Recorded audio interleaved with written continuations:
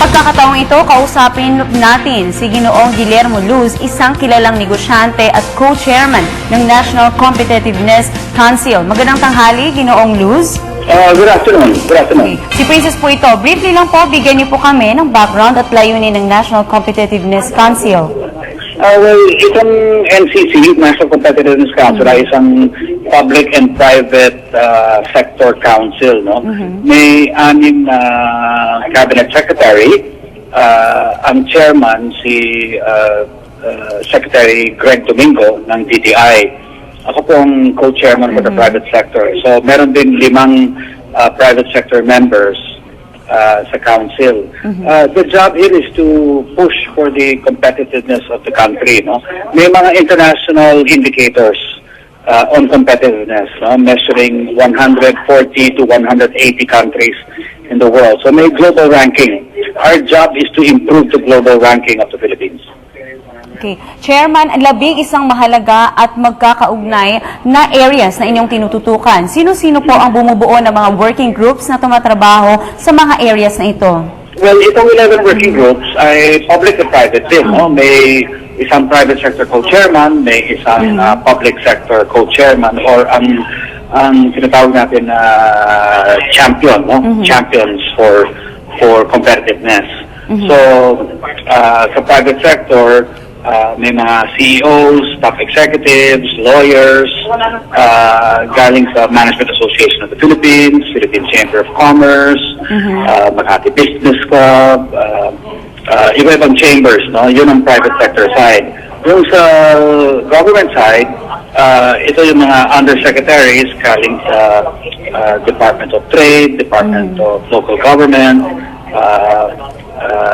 Office of the Ombudsman, iba-ibang agencies, depende sa issue, no? May Department of Education din, may Department of Public Works, all helping out, depende sa issue. Itong mga issues, 11 issues, more than one half siguro sa governance-related issues. Hello? Hello? Yes po. Yes, Chairman. Itong mga issues, may education, may infrastructure, judicial reform, counter-corruption, and then may issues dito sa bureaucracy, no? Yung simplification of permits, sa customs, LGU, sa SEC, Securities and Exchange Commission. So we are trying to address all the bureaucracy and governance and infrastructure issues.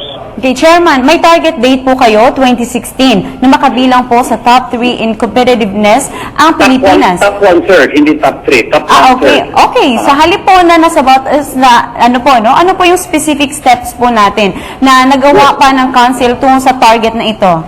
Okay, so ngayon nasa bottom 1/3, no? Ang Philippines, no?